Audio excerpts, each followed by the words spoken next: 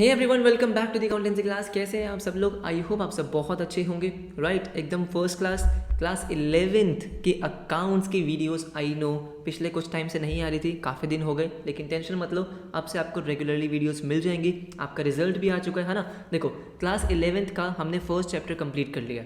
आपका first chapter complete हो चुका है, इंट्रोडक्शन वाला पूरा कंप्लीट हमने वो कर लिया था।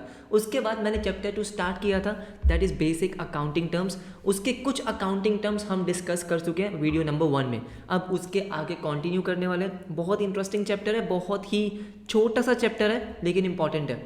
मैंने आपको कहा था कि ये चैप्टर क्या है, अकाउंट्स की ABC है। अगर आपको टर्म्स का मीनिंग समझ में नहीं आएगा तो आगे तो कुछ भी समझ में नहीं आएगा, राइट? सो वीडियो नंबर 1 में हमने 5-6 टर्म्स डिस्कस की थी। Capital, drawings, liabilities, business, transactions, ये सब हमने डिस्कस कर लिया था। आज उसके आगे कंटिन्यू करेंगे, तो फटाफट से आज की क्लास शुरू करते हैं। ओके, सो आज जो हम पहली टर्म डिस्कस करने वाले हैं वो है एसेट्स। बहुत ही ज़्यादा इंपॉर्टेंट और बहुत ही ज़्यादा मज़ेदार। ध्यान से मेरी बात सुनो कि भाई बिजनेस के लिए एसेट्स क्या होते हैं। तो देखो, बहुत ही सिंपल सी चीज़ है, वो कोई भी ऐसी चीज़, एक तो जो बिजनेस की है, मतलब किसकी प्रॉपर्टी है, बिजनेस की प्रॉपर्टी है। दूसरा, जिससे बिजनेस को कोई बेनिफिट मिलने वाला है, जिससे बिजनेस को हेल्प मिलने वाली है बिजनेस करने में, वो सब क्या है, एसेट्स। दोबारा रिपीट करता हूँ। सबसे पहला कि भाई एक तो बिजनेस की खुद की प्रॉपर्टी है, किसी और का नहीं है, मेरा बिजनेस का खुद का है। दूसरा, जिससे बिजनेस को क्या मिलेगा, कोई बेनिफिट मिलेगा, फ्यूचर में कोई बेनिफिट मिलेगा, बिजनेस करने में हेल्प होगी, वो सब एसेट है। सर जैसे कि कुछ भी मान लो, जैसे अगर मैं अपने रूम की बात करता हूँ तो मेरे पास क्या है, ये कैमरा है। ये सुनो, क्या ये मुझे कैमरा हेल्प कर रहा है? डेफिनेटली। क्या ये मेरा है? हाँ जी मेरा है। ये लैपटॉप मेरा है? हाँ जी। क्या ये मुझे हेल्प कर रहा है? क्या मुझे इससे कुछ बेनिफिट मिल रहा है? बिल्कुल मिल रहा है। पेन, ये पैड, सब कुछ क्या है, एसेट्स है। जैसे फॉर एग्जाम्पल, आप किसी भी बिजनेस की बात कर लो, आप किसी भी बिजनेस को इमेजिन करो। मान लो आप किसी बिस्किट की फैक्ट्री में जा रहे हो, तो बिस्किट की फैक्ट्री में आपने एंटर किया, क्या देखोगे, बहुत सारी मशीन्स देखोगे। यस नो, वो मशीन्स क्या है, वो मशीन्स उनके लिए एसेट्स है। उस मशीन से ही तो वो बिजनेस कर रहे हैं, उस मशीन से उनको क्या मिल रहा है, बेनिफिट मिल रहा है, बिजनेस करने में हेल्प हो रही है। बिल्कुल सही बात है। उसके बाद मानो उनके बैंक में जो पैसे पड़े हैं, जो कैश है, वो क्या है, उनका एसेट है। भाई अगर कैश या बैंक बैलेंस नहीं होगा तो बिजनेस कर पाओगे क्या? नहीं कर पाओगे। उसके बाद स्टॉक मतलब कि आपके पास जो गुड्स पड़े हैं, ठीक है। जैसे मान लो अगर आप बिस्किट्स का बिजनेस कर रहे हो तो जो बिस्किट्स के पैकेट्स होते हैं वो आपके लिए क्या है, एसेट। क्यों? क्योंकि उनको बेचोगे तो पैसे मिलेंगे, अगेन बेनिफिट हो रहा है। यस और नो? तो प्लांट एंड मशीनरी हो गई, लैंड एंड बिल्डिंग हो गया, कैश का बैलेंस हो गया, स्टॉक हो गया, ऐसी बहुत सारी और चीज़ें हैं जिनको हम क्या बोलते हैं, एसेट्स बोलते हैं। ठीक है, तो मैंने यहाँ पे 2 चीज़ें मेन बताई है। सबसे पहली चीज़, एक तो क्या होनी चाहिए, property of business. Property of business, ये इंपॉर्टेंट क्यों है सर? मैं इसको थोड़ा सा और एक्सप्लेन करता हूँ। मान लो आपका बिजनेस है, क्या है, आपका बिजनेस है। आप अपने दोस्त से लैपटॉप ले आए क्योंकि आपका लैपटॉप ख़राब हो गया था। आपका लैपटॉप ख़राब हो गया था, पानी चला गया, कुछ भी हो गया।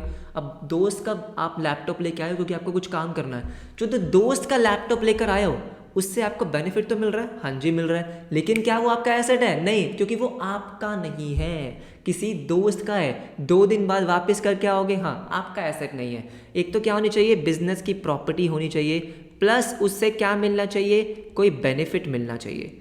क्या मिलना चाहिए, बिजनेस को कोई बेनिफिट मिलना चाहिए, वो आपका एसेट है। एग्जाम्पल अगर आप देखोगे तो बहुत सारे एग्जाम्पल है, मतलब मैं ऐसे कोई लिस्ट बता ही नहीं सकता। सबसे पहले लैंड एंड बिल्डिंग। भाई जहाँ पे आप बिजनेस कर रहे हो, जो लैंड एंड बिल्डिंग है, वो आपका सबसे बड़ा एसेट है। भाई अगर वही नहीं होगी तो बिजनेस कैसे होगा? लैंड एंड बिल्डिंग आपका क्या है, एसेट। बिल्कुल सही बात है। दूसरा, अगर आपके पास कुछ प्लांट एंड मशीनरी है, जैसे मैंने बोला कि बिस्किट की फैक्ट्री के अंदर जाते ही आपको क्या दिखा, बहुत सारे मशीन्स, प्लांट एंड मशीनरी। क्या है, प्लांट एंड मशीनरी, बिल्कुल सही। उसके बाद जैसे मैंने बोला कि आपके पास जो कैश है, जो आपके बैंक में पैसे पड़े हैं, भाई वो तो बहुत बड़ा एसेट है, उसके बिना बिजनेस कैसे करोगे। आपका स्टॉक हो गया, बिल्कुल सही बात है। डेटर्स, सर डेटर्स क्या होते हैं, अभी समझाऊंगा, ठीक है। एक बार हम डिस्कस कर चुके हैं, बिल्कुल कर चुके हैं, ठीक है। डेटर्स को थोड़ा और आगे मैं आपको समझाऊंगा। तो ये सब क्या है, आपके एसेट्स हैं। बेसिक मीनिंग क्लियर हो गया। भाई बिजनेस के पास जो भी प्रॉपर्टी है, जो भी उसके पास रिसोर्सेज हैं, जो भी चीज़ें हैं जिनसे उसको क्या मिलने वाला है, फ्यूचर में बेनिफिट मिलने वाला है, वो सब आपके एसेट है। क्लियर है? अब जो आपके एसेट्स है ना, उनको मैं 2 पार्ट्स में क्लासीफाई कर सकता हूँ। मैं अपने एसेट्स को क्या कर सकता हूँ, मैं अपने एसेट्स को 2 पार्ट में क्लासीफाई कर सकता हूँ। कौन से वो दो पार्ट्स है, ध्यान से मेरी बात सुनो, देखो देखो देखो देखो। एसेट्स को मैंने क्या किया, ये मैंने बनाई दो लाइनें, ये दो क्लासिफिकेशन है, इसको ध्यान से समझते हैं। सबसे पहली क्लासिफिकेशन क्या है, करंट एसेट्स। करंट एसेट्स और नॉन करंट एसेट्स, आसान है, कुछ मुश्किल नहीं है। करंट एसेट्स और non current assets, non current assets, बिल्कुल सही। समझते हैं, ध्यान से समझते हैं। अब देखो मुझे एक बात बताओ, कुछ एसेट्स ऐसे होंगे जो आपके पास बिजनेस में बहुत टाइम तक रहेंगे, मतलब लॉन्ग पीरियड तक। जैसे example low land and building का।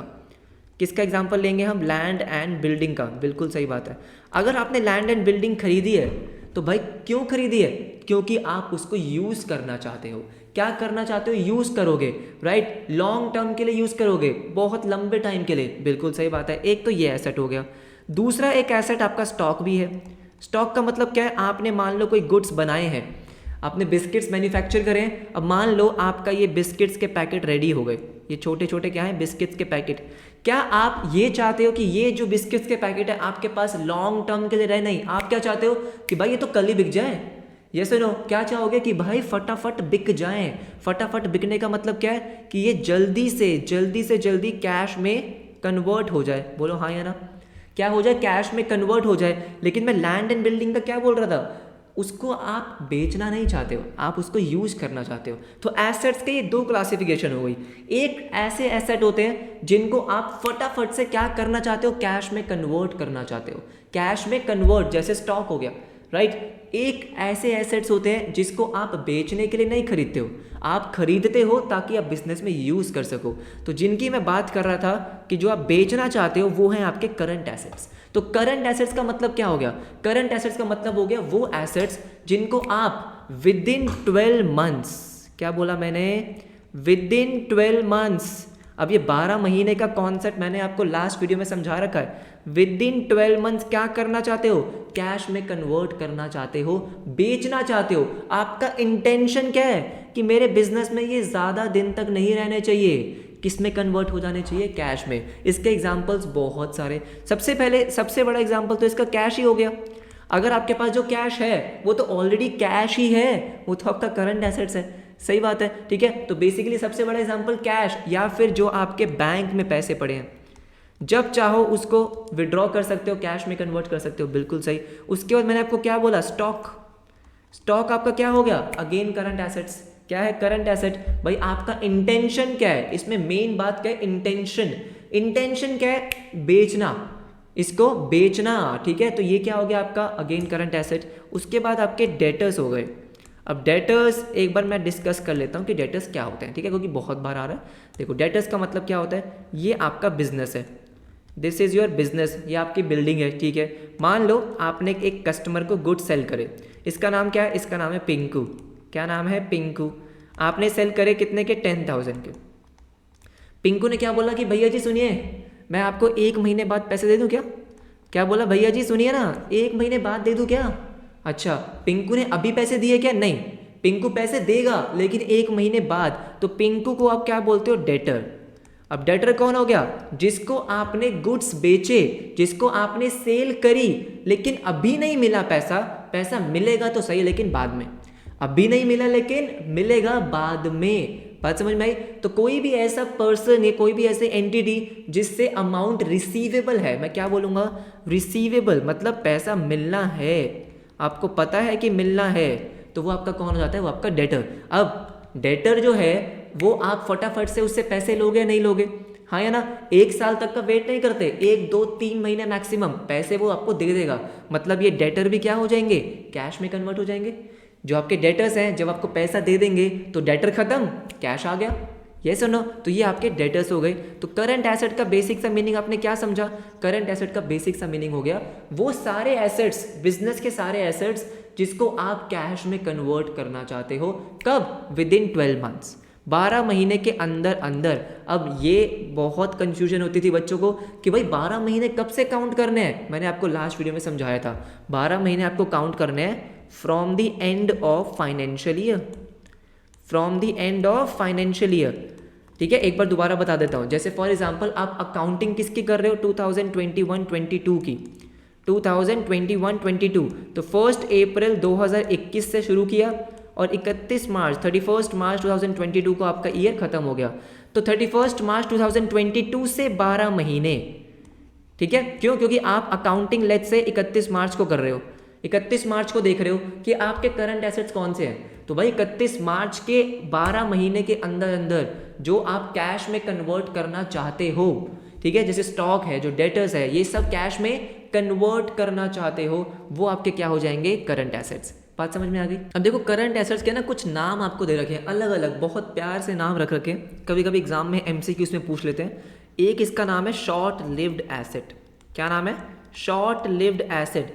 नाम से ही पता चल रहा है कि ज़्यादा दिन नहीं जिएगा ये, ठीक है। शॉर्ट लिव्ड एसेट, जिसकी लाइफ क्या है? कम है। ऑफ कोर्स किसी की भी लाइफ, करंट एसेट्स की मैक्सिमम लाइफ कितनी है? 12 महीने। उसके अंदर अंदर कैश में कन्वर्ट, तो शॉर्ट लिव्ड है, छोटी लाइफ है, ठीक है। और इसको क्या बोलते हैं? इसको बोलते हैं फ्लोटिंग या सर्कुलेटिंग एसेट। Floating assets.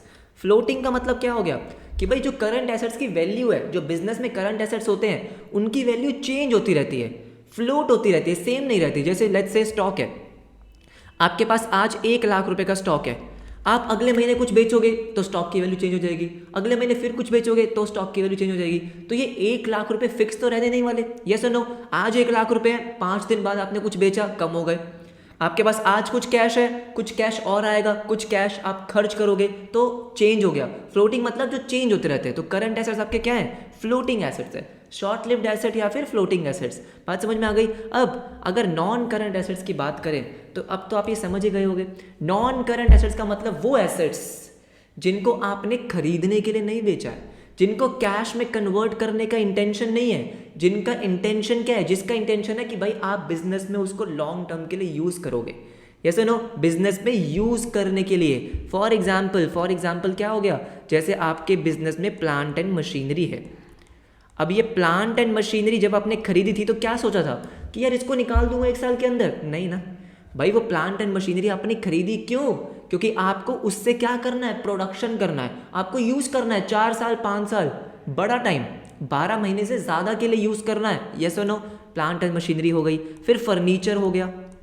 क्या हो गया? फर्नीचर। अब अगर आपने कोई फर्नीचर खरीदा है तो ऐसे सोच के खरीदा है कि चलो आज ये टेबल लेते हैं, 6 महीने बाद बेच देंगे। नहीं, अब ये टेबल मेरे पास 2 साल से ऊपर है, इस चेयर को बहुत टाइम होने वाला है, लैपटॉप को बहुत टाइम होने वाला है। ये लैपटॉप्स हो गया, कंप्यूटर्स हो गया, ये सब आपके क्या है? ये सब आपके नॉन करंट एसेट्स है। मैंने जैसे बोला इंटेंशन बहुत मैटर करता है।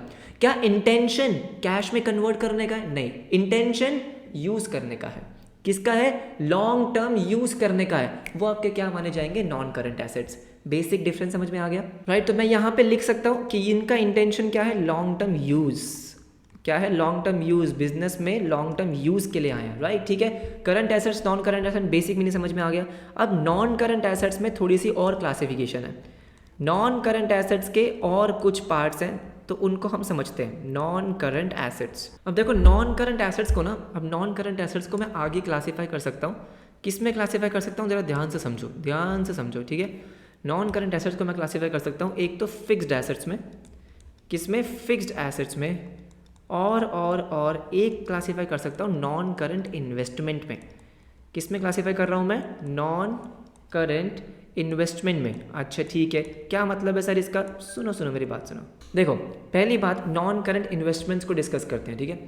इन्वेस्टमेंट का मतलब क्या होता है? इन्वेस्टमेंट का मतलब होता है, मान लो आपके पास आज 1 करोड़ रुपए है। अब उस 1 करोड़ का आप क्या करोगे? क्या बैंक में रख दोगे? बैंक में रखे रखे तो कुछ होगा नहीं। तो आपने क्या सोचा कि यार ऐसा करते हैं कि एक प्रॉपर्टी परचेज करते हैं। अब वो प्रॉपर्टी परचेज करके उसको रेंट पे दे दूंगा तो क्या आएगा? एक रेंटल इनकम आएगी। तो आपने पैसे क्या करे? इन्वेस्ट करे हैं। तो अगर आप अपने पैसे कहीं ऐसी जगह यूज करते हो जिससे आप क्या कर रहे हो? इनकम जनरेट कर रहे हो, बिजनेस इनकम नहीं, कुछ और इनकम, ठीक है, तो वो आपकी इन्वेस्टमेंट है। जैसे आपने ऐड देखी होगी म्यूचुअल फंड्स की। म्यूचुअल फंड्स में पैसे इन्वेस्ट करते हो तो आपके क्या होते हैं? आपको कुछ और इनकम जनरेट होती है। क्या होती है? एक्स्ट्रा इनकम जनरेट होती है, आपके पैसे इंक्रीज होते हैं। तो वो सब क्या है? इन्वेस्टमेंट। जैसे आपके पेरेंट्स क्या करते हैं? फिक्स डिपॉजिट, FD क्यों करते हैं? क्योंकि उससे इंटरेस्ट मिलता है। तो अगर बिजनेस ने क्या करा है? इन्वेस्टमेंट करी है। और नॉन करंट का मतलब क्या हो गया? इन्वेस्टमेंट लॉन्ग टर्म के लिए करी है। क्या करा मैंने? लॉन्ग टर्म के लिए। अगर कोई ऐसी इन्वेस्टमेंट है जो आपने 5-10 साल के लिए करी है, उसको मैं क्या बोलूँगा? Non current investment. बात समझ में आई? ठीक है, ये आपकी बुक में बहुत ज़्यादा नहीं है, लेकिन मैंने आपको समझा दिया। अब आते हैं फिक्स्ड एसेट्स पे। फिक्स्ड एसेट्स का मतलब है वो एसेट्स जो बिजनेस में लॉन्ग टर्म यूज़ के लिए है। ये नॉन करंट इन्वेस्टमेंट तो क्या है कि आपने बिजनेस से बहुत सारा पैसा कमा लिया, अब उस पैसे का मैं क्या करूँगा? उस पैसे का मैं क्या करूँगा? तो वहाँ पे आती है आपकी इन्वेस्टमेंट। फिक्स्ड एसेट्स का मतलब है वो एसेट्स जो बिजनेस में आप यूज़ करते हो लॉन्ग टर्म यूज़ के लिए। जैसे जिसका हमने एग्जाम्पल लिया, land and building, plant and machinery, ये सब आपके क्या है? Fixed assets. बात समझ में आई? दोनों में डिफरेंस समझ में आया कि फिक्स्ड और नॉन करंट इन्वेस्टमेंट में मतलब क्या है? नॉन करंट इन्वेस्टमेंट का सिंपल सा मतलब है आपके पास एक्स्ट्रा पैसे थे, आपने कहीं इन्वेस्ट कर दिए, और छोटे टाइम पीरियड के लिए नहीं, स्मॉल पीरियड के लिए नहीं, 12 महीने से ज़्यादा के लिए, तभी तो नॉन करंट है। अगर मान लो आपने कुछ इन्वेस्टमेंट करी है, आपका इंटेंशन क्या है? 6 महीने में बेच दूंगा, तो फिर वो करंट इन्वेस्टमेंट है, वो आपका करंट एसेट है, क्योंकि आप 6 महीने में क्या करोगे? कैश में कन्वर्ट कर दोगे। यहाँ पे आप 6 महीने में नहीं, एटलीस्ट कम से कम 12 महीने से ज़्यादा तो आपको रखना पड़ेगा। ठीक है, फिक्स्ड एसेट्स का मतलब क्या हो गया?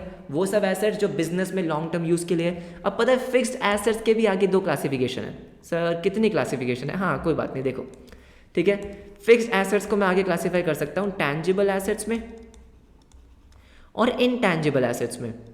और इनटैंजिबल एसेट्स में बहुत ही ईजी है, देखो टैंजिबल और इनटैंजिबल। अब टैंजिबल का मतलब क्या होता है? टैंजिबल का मतलब होता है जिसको आप टच कर सकते हो, जिसको आप देख सकते हो, जिसको टच कर सकते हो, जिसको देख सकते हो। सर मैं सबको देख सकता हूँ, सबको टच कर सकता हूँ, ठीक है। जैसे फॉर एग्जांपल बिजनेस में जो आपकी लैंड एंड बिल्डिंग है, ये सुनो, आपकी प्लांट एंड मशीनरी है, बिल्कुल, जैसे आपका फर्नीचर है, बिल्कुल सही बात है, ये क्या है? टैंजिबल। देखो पहले तो ये फिक्स्ड एसेट्स हैं, land and building, plant and machinery क्या है? Fixed assets. अच्छा, सबसे पहले तो ये नॉन करंट एसेट्स हैं, नॉन करंट एसेट्स, उसके बाद ये फिक्स्ड एसेट हो गई, ठीक है, फिक्स्ड एसेट भी है। फिक्स्ड के बाद क्लासिफिकेशन क्या आ गई कि ये टैंजिबल एसेट है। क्या है? Tangible asset. क्यों?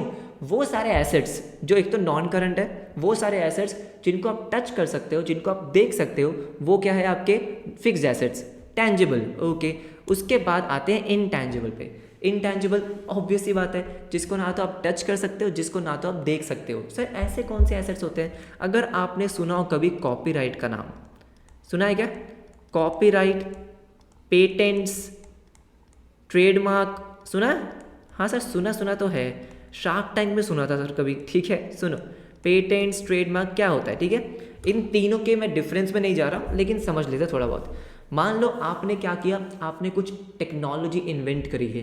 क्या करा? कुछ टेक्नोलॉजी इन्वेंट करी कि गाड़ियाँ अब किससे चलेगी? पानी से, पेट्रोल बचेगा, पानी से गाड़ियाँ चलेगी। आपने कोई टेक्नोलॉजी इन्वेंट करी, अब आप क्या चाहते हो कि यार ये टेक्नोलॉजी कोई चुरा ना ले, तो आप क्या करते हो? उसका पेटेंट करवा लेते हो। उस इन्वेंशन का आप क्या करते हो? पेटेंट। जब आपने पेटेंट करवा लिया तो अब सिर्फ आप ही के पास राइट है कि भाई उस टेक्नोलॉजी पे आप ही का हक है। अगर कोई और उस टेक्नोलॉजी को यूज़ करना चाहे तो वो आपको पैसे देगा, जिसको हम रॉयल्टी बोलते हैं। क्या बोलते हैं? रॉयल्टी, ठीक है। तो क्या हुआ इसका मतलब कि भाई पेटेंट आपका एसेट है, बिल्कुल बहुत बड़ा एसेट है। अगर आपने किसी टेक्नोलॉजी का पेटेंट लिया हुआ है, पेटेंट, तो वो आपका एसेट है। क्यों? उससे ही तो आपको बेनिफिट मिल रहा है, कोई और यूज़ ही नहीं कर पा रहा, सिर्फ आप कर पा रहे हो, आप बेच पा रहे हो, पैसा कमा रहे हो, ऑफकोर्स आपका एसेट है। बात समझ में आई? हाँ, तो देखो ट्रेडमार्क का मतलब क्या होता है? ट्रेडमार्क का मतलब जैसे फॉर एग्जांपल कि आपका कोई ब्रांड नेम है। क्या है? Brand name. जैसे बहुत सारे ब्रांड नेम्स आपको पता होगा, एडिडास, है ना।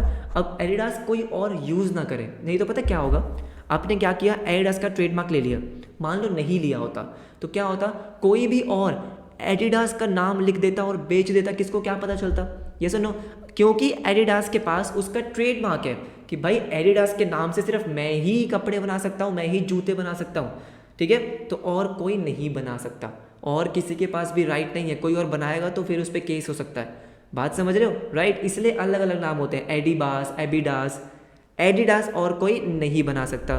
कॉपीराइट क्या होता है? कॉपीराइट बेसिकली क्या होता है कि आपने कोई जैसे रिसर्च पेपर पब्लिश किया है ना, कोई आर्टिकल लिखा है, कोई बुक लिखी है, राइट, उसका कॉपीराइट होता है। तो ये 3 अलग चीज़ें होते हैं। मैंने आपको मीनिंग थोड़ा बहुत बता दिया। तो ये आपके क्या है? एसेट, जिनको आप देख नहीं सकते लेकिन आपके एसेट्स हैं, बिल्कुल है। उसके बाद एक गुडविल भी आती है।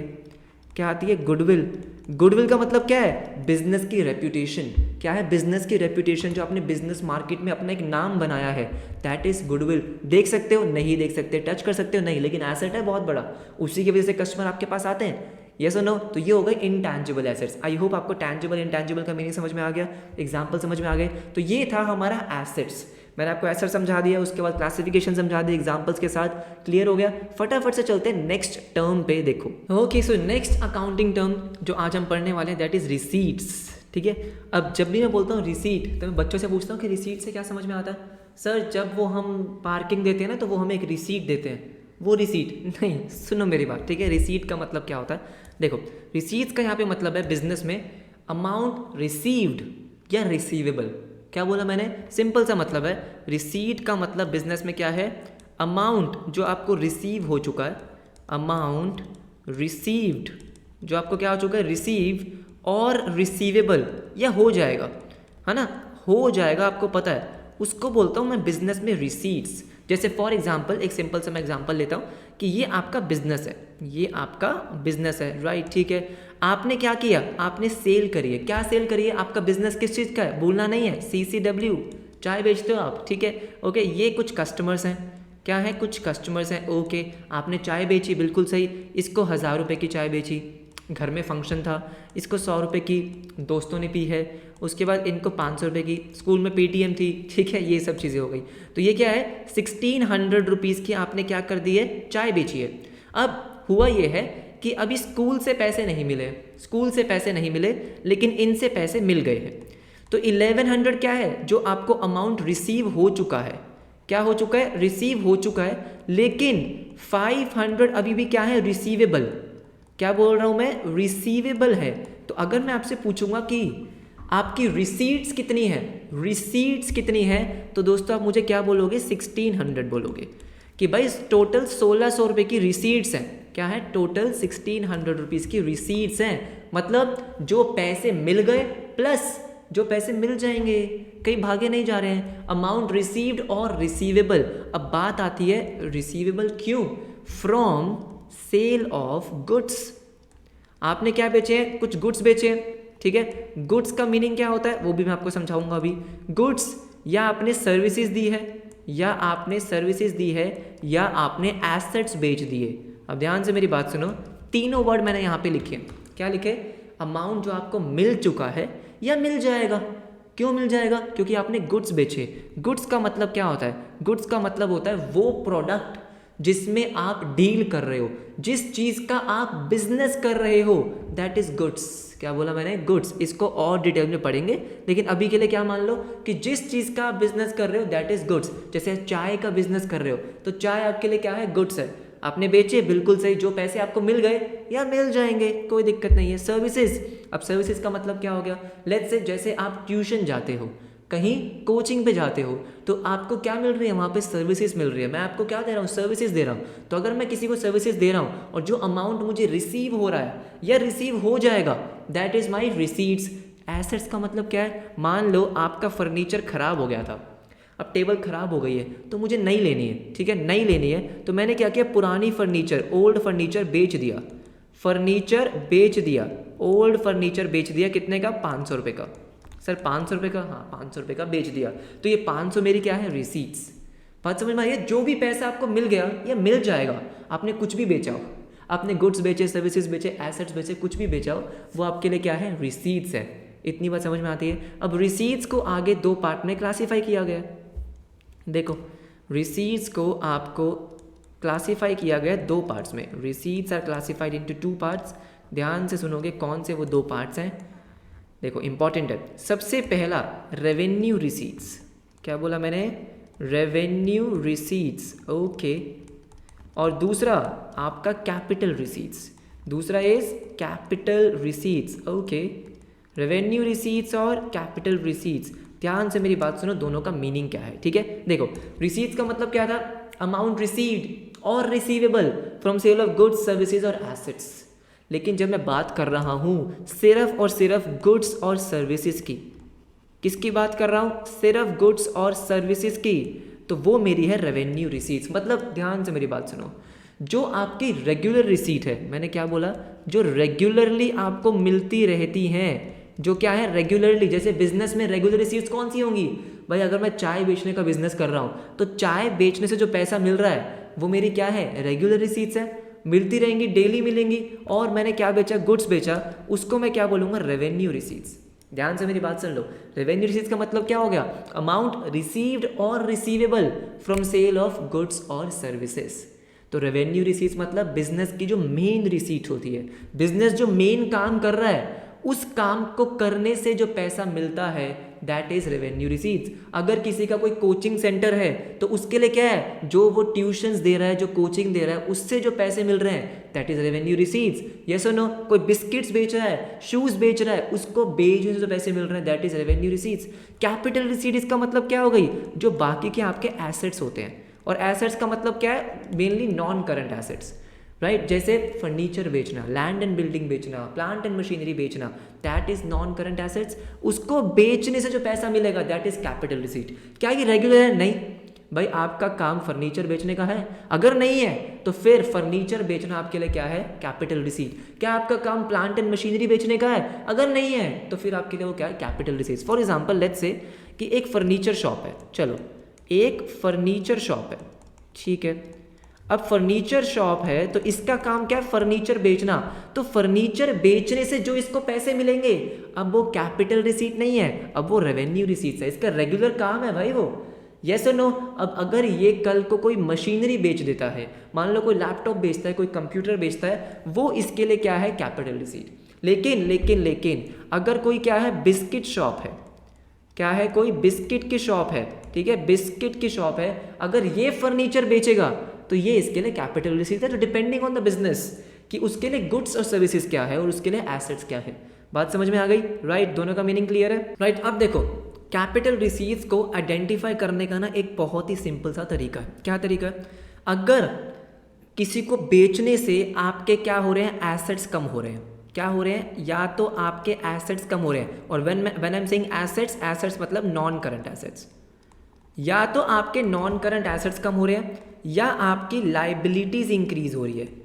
क्या इंक्रीज हो रही है, लाइबिलिटीज इंक्रीज हो रही है, वो आपके लिए कैपिटल रिसीट्स है। अब एग्जांपल लो, लेट्स से सुनो मेरी बात, एक एग्जांपल हम ये भी ले सकते हैं कि ये आपका बिजनेस है, ठीक है, और ये ओनर है, राइट। अब मान लो ओनर ने कुछ अमाउंट इन्वेस्ट किया कितना, 1 लाख रुपए।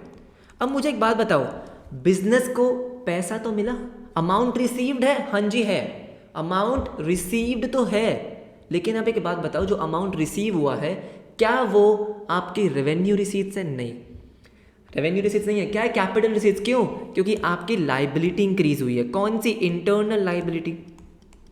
जिसको इसमें कंफ्यूजन है कि इंटरनल लाइबिलिटी कैसे है, बेटा फर्स्ट वीडियो में बहुत डिटेल में डिस्कस किया है, ठीक है। ओनर जो पैसे इन्वेस्ट करता है, जिसको हम क्या बोलते हैं, कैपिटल, बिजनेस के लिए क्या होती है, इंटरनल लाइबिलिटी इंक्रीज हुई है। एक और एग्जांपल ले लो, मान लो इसने क्या किया, बैंक से लोन लिया, पैसे मिले, हाँ बेटा पैसे मिले, लेकिन साथ में लाइबिलिटी इंक्रीज हो गई। यस नो, पैसे मिले हैं, वापस करने होंगे, लाइबिलिटी इंक्रीज होगी, बिल्कुल सही। अब अगर ये क्या बेच देता है, कोई मशीनरी बेच देता है, मशीनरी इसने सेल कर दी, मशीनरी सेल करने से एसेट कम हो गया, बिल्कुल सही, नॉन करंट एसेट कम हो गया, right, capital receipt. Simple, yes और नो, बहुत ही सिंपल सा लॉजिक हो गया आइडेंटिफाई करने का। अगर बेचने से, कुछ भी बेचने से एसेट कम हो रहा है, नॉन करंट एसेट, या लाइबिलिटी इंक्रीज हो रही है, वो आपकी कैपिटल रिसीट है, नहीं तो रेवेन्यू रिसीट है। बात समझ में आई। गुड्स बेचे, क्या गुड्स बेचने से लाइबिलिटी इंक्रीज हो रही है, नहीं, बिल्कुल नहीं। क्या नॉन करंट एसेट इंक्रीज हो रहा है, डिक्रीज हो रहा है, नहीं, रेवेन्यू रिसीट है। बात समझ में आ गई, दोनों का डिफरेंस समझ में आ गया, बहुत बढ़िया, राइट। सो आई होप आपको ये 2 टर्म समझ में आ गई। सबसे पहले हमने आज क्या किया, एसेट्स, बहुत डिटेल में समझा।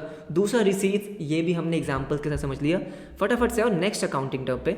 Next is expenditure. क्या करेंगे हम, एक्सपेंडिचर पढ़ेंगे। ओके, अगेन बहुत इंपॉर्टेंट है, ध्यान से सुनो। एक्सपेंडिचर का मतलब क्या है, अगर मैं आपसे पूछूं एक्सपेंडिचर का मतलब क्या, आप क्या बोलोगे, खर्चा। सर पैसे खर्च करना इस एक्सपेंडिचर, ठीक है। कल आपने जाके चॉकलेट खाई, एक्सपेंडिचर। कल जाके मैकडी का बर्गर खाया, एक्सपेंडिचर। पिज्जा मंगवाया, एक्सपेंडिचर। मूवी देखी, एक्सपेंडिचर।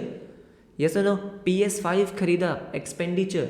ये सुनो, क्रिकेट बैट खरीदा, एक्सपेंडिचर। ये सब क्या है, एक्सपेंसेस है। बिजनेस के पॉइंट ऑफ व्यू से सोचो, बिजनेस के पॉइंट ऑफ व्यू से एक्सपेंडिचर क्या हो सकता है? सबसे मोटा खर्चा उसका क्या होगा? जब वो क्या करेगा, जब वो गुड्स खरीदेगा। क्या खरीदेगा? गुड्स खरीदेगा। बिल्कुल सही बात है। मान लो अगर मेरा काम क्या है, मेरा काम है बेसिकली चाय बेचना, तो जो भी मैं गुड्स वगैरह खरीदूंगा, जैसे शुगर परचेज करूंगा, फ्लेवर्स परचेज करूंगा, जो भी चीज़ें मिल्क वगैरह परचेज करूंगा, वो मेरा खर्चा है, ठीक है। उसके बाद अगर मैं कोई सर्विसेज ले रहा हूँ, अब सर्विसेज का मतलब क्या हो गया? लेट्स से जैसे सीए का बिजनेस जो होता है, सीए की जो फर्म होती है, जो प्रैक्टिस होती है, उसमें क्या होता है? उसमें बेसिकली बहुत सारे एम्प्लॉयज़ होते हैं, वो सारी चीज़ें होती है। तो अगर मैं एम्प्लॉय को पैसे दे रहा हूँ, या सुनो किसी सीए को पैसे दे रहा हूँ, क्यों दे रहा हूँ? किसी लॉयर को दे रहा हूँ, क्यों? क्योंकि मैंने उनसे सर्विसेज ली है।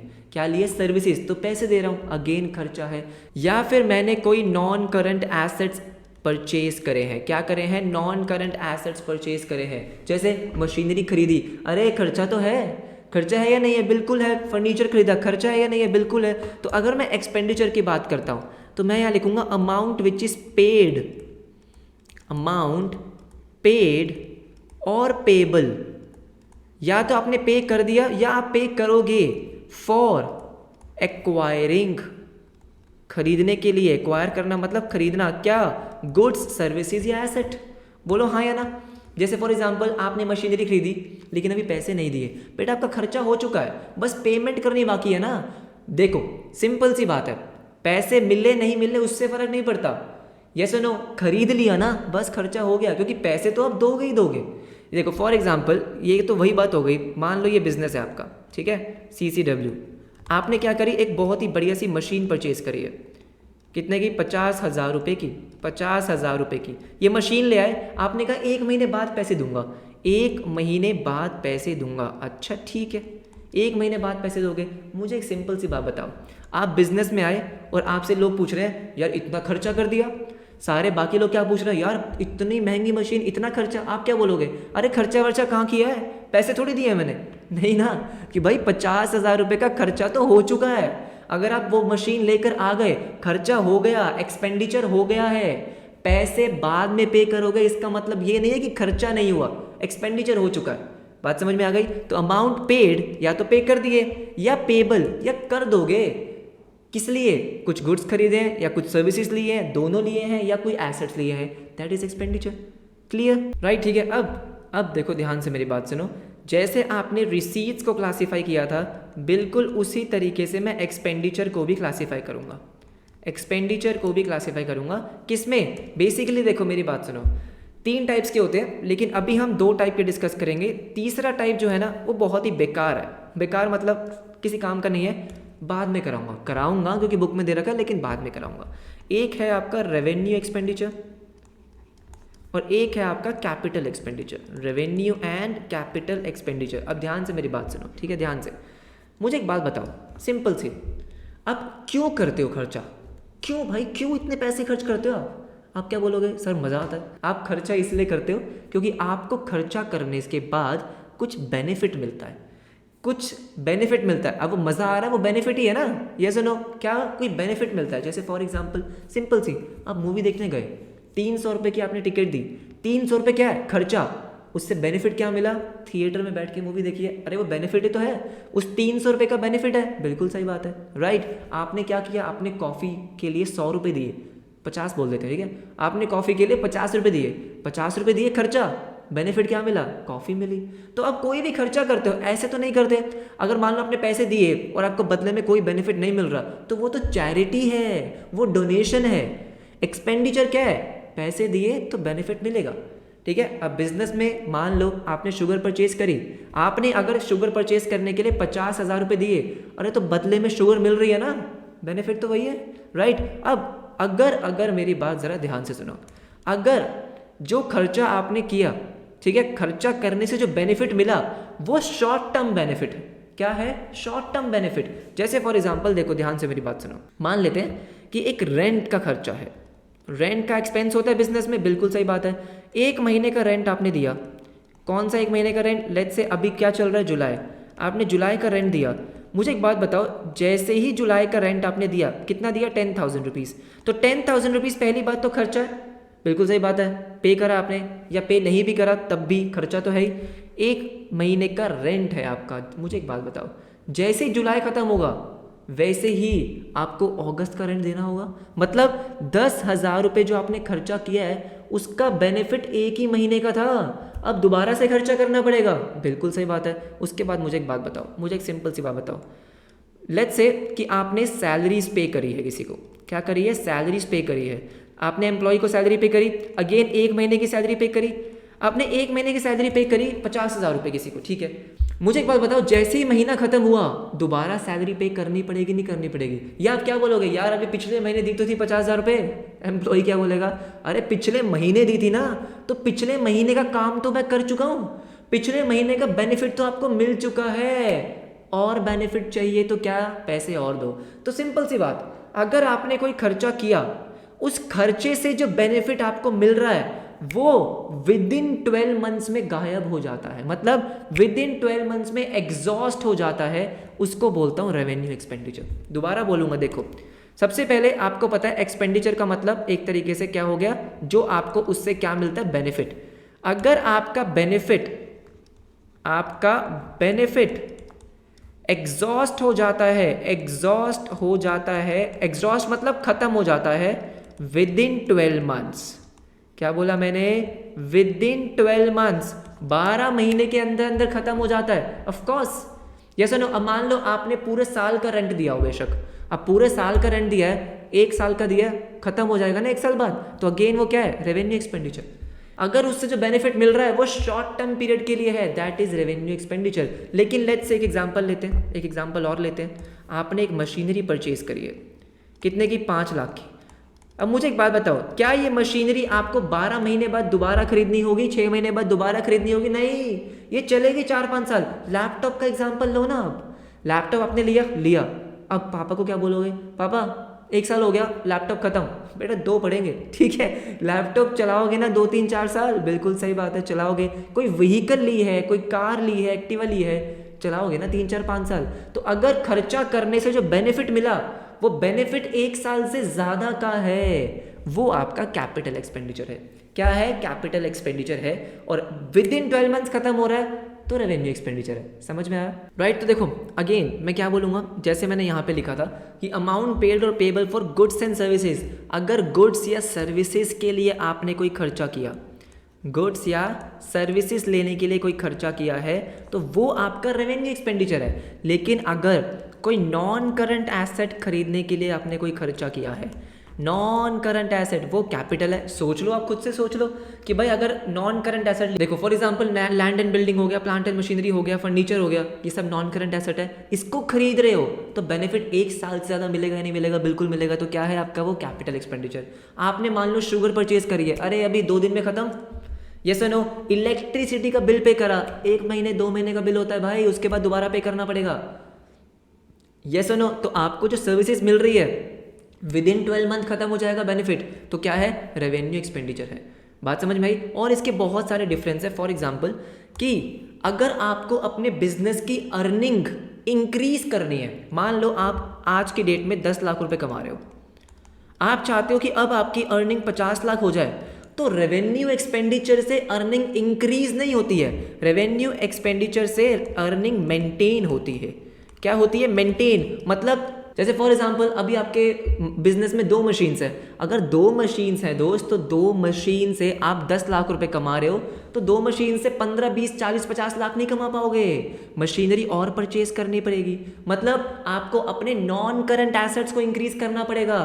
तो अगर आपको अपनी अर्निंग कैपेसिटी इंक्रीज करनी है, क्या करनी है, अर्निंग कैपेसिटी, इंक्रीजेज दी अर्निंग कैपेसिटी। अगर अर्निंग कैपेसिटी को इंक्रीज करना है तो फिर क्या करना होगा, कैपिटल एक्सपेंडिचर करना होगा। बात समझ में आई? जैसे मान लो 10 लोग हैं, 2 मशीन पे काम कर रहे हैं, तो बेशक आप 20 लोग रख लो, बेटे मशीन तो 2 ही हैं, क्या है, मशीन तो 2 ही हैं, तो अर्निंग नहीं इंक्रीज होने वाली है आपकी बहुत ज़्यादा, मेंटेन रहेगी। लेकिन अगर 2 की जगह 4 मशीन आ गई, क्या आ गई, 4 मशीन, मतलब कैपिटल एक्सपेंडिचर। बात समझ में आ रही है? तो जब कैपिटल एक्सपेंडिचर करते हो, नॉन करंट एसेट खरीद रहे हो, लैंड एंड बिल्डिंग और खरीद ली, ऑफिस और खरीद लिया, मशीनरी और खरीद ली, उसकी वजह से आपकी अर्निंग कैपेसिटी इंक्रीज हो सकती है, आप 10 से 20, 30, 40 पे पहुंच सकते हो। लेकिन रेवेन्यू एक्सपेंडिचर से क्या है, वो मेंटेन रहती है। बात समझ में आ गई, राइट। तो ये था आपका एक्सपेंडिचर। आई होप जो आज हमने अकाउंटिंग टर्म्स पढ़ी, बहुत इंपॉर्टेंट टर्म्स थी, राइट। हमने एसेट्स पढ़ा जो कि बहुत इंपॉर्टेंट है, फिर रिसीट्स पढ़े, revenue receipts, capital receipts, example के साथ बहुत डिटेल में मैंने आपको समझाया, और अभी हमने एक्सपेंडिचर को खत्म कर दिया, राइट। सो आई होप तीनों समझ में आ गए होंगे। अगर हाँ तो आपको पता है, like share subscribe comment, doubt हो तो कमेंट सेक्शन में ज़रूर पूछ लेना। मिलते हैं फटाफट से नेक्स्ट क्लास में, चैप्टर कंप्लीट करना है, ठीक है। तब तक के लिए बाय बाय, टेक केयर।